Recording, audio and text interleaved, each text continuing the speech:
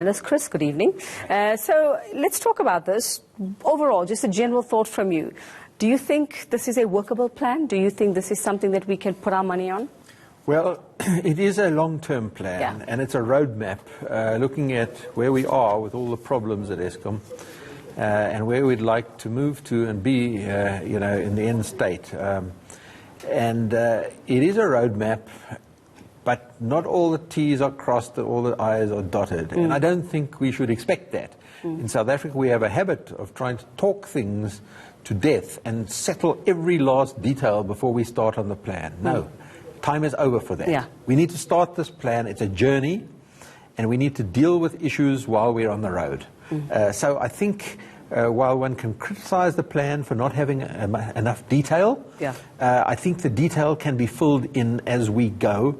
That's not to try and whitewash this plan and make it out that it's everything, but we have to make a start. If we don't start now, we're not going to get to where we need to. And I suppose some of that detail, or the gaping sort of lack of detail, we're hoping we'll hear from the finance minister tomorrow, especially about the debt, because that is the big question. Indeed, this is a long-term plan, and it doesn't address the immediate crisis, which is twofold: the financial crisis, the debt problem, and also the operational issues, the load-shedding problem. But certainly this plan is a necessary requirement. The financial community are looking and saying, you've got to have a plan, and the plan you have has got to be credible. But that's not enough. We need to now look at the short-term, immediate plan to deal with the debt crisis, and that we're hoping to hear tomorrow. All right, well, let's hear from James McKay. He is also an energy expert from Energy Partners. He's in our Cape Town studio for us. James, good evening, and thanks for joining the discussion. I just want to hear from you about what you think of Pravin Gordhan's plan for Eskom. I spoke earlier to economic analyst Bonke Dumisa. He says that the timing was all wrong. We should have heard this plan after we heard from Tito Mboweni tomorrow. Do you agree, especially in terms of that debt? So yes, of course. I mean, the debt side of things is very important to address. But I think from our perspective at Energy Partners, there's a piece that is fundamentally missing from what this is. What was presented was primarily a business rescue plan for Eskom, which is very important and very needed. So no criticism there. But the private sector is missing from this conversation. There is enormous funds available in the private sector, amazing companies such as Energy Partners and others who produce outsourced utilities for our economy.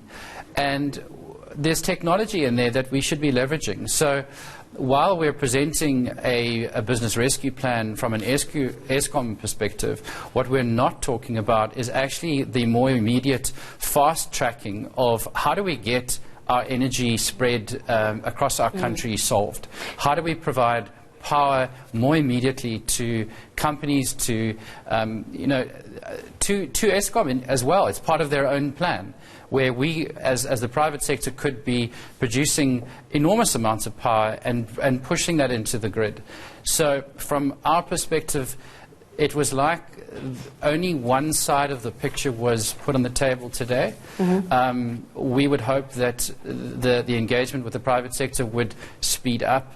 We should be fast-tracking this process. A business turnaround plan from an Eskom perspective is going to take years. And this country doesn't have years.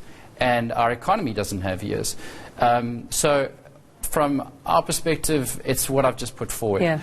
We, as the private sector in this context, look at this and say, why would we not be engaging in the immediate fast-tracking of the RP? Those types of the discussions are from our perspective, what's needed as a joint component to what was mentioned today by Pravin Gordhan. Chris, I suppose the other question for ordinary consumers would be, what does this mean for me in the long term, other than that I will not have, hopefully not have load shedding or have to deal with it? And who's going to pay? What is this going to cost me at the end of the day to make this plan work? Look, from a consumer point of view, the big picture restructuring it probably means very little to the consumer. But in the longer term, what is the intention of this? It is to to have an industry that can produce electricity efficiently, at least cost, and reliably. That is what the consumer sees and what the consumer wants. The technical details of how to get there, the business details, the structural issues have to be dealt with. Yeah. We have a problem. We cannot continue like we are. One of the biggest threats that I see to this plan is what level of political buy-in and support has this got from the president, Yeah. from the cabinet, the top six, the NEC, the Treasury. party, Yeah. because, and that includes Labour, the SACP, and the partners of government. And if there is no consensus, or if there is insufficient consensus, this will become another point of argument and dispute, and when there is no consensus, it's very difficult to move forward. So I think government now has to really get stakeholder support to get buy-in to this plan in order to move fast on it. Well, and James, I mean, there was mention, or there was talk of an energy mix. Now, you say that there hasn't been enough, or there hasn't been any sort of involvement with the likes of independent or alternative producers of power. So when it comes to the plan to divide or group the plants into 3 big clusters, do you see opportunities there for the likes of you to actually be included? Yes, look, I mean, it's been a consistent narrative from the private sector to say, involve us in the planning, involve us in the strategy. As just to back up what Chris was saying a second ago, there is so much at risk here from a political point of view.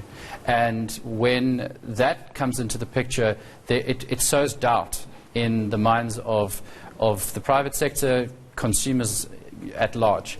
And so what would be very useful would be to almost become a more meaningful partner in the strategy and the timelines around solving this problem, because it's not just an ESCOM problem. This is a countrywide problem. It's going to affect everyone in all of our contexts. So from an energy partner perspective, and any other company that is exactly like ours, because there are others. There's an entire world of alternative energy out there.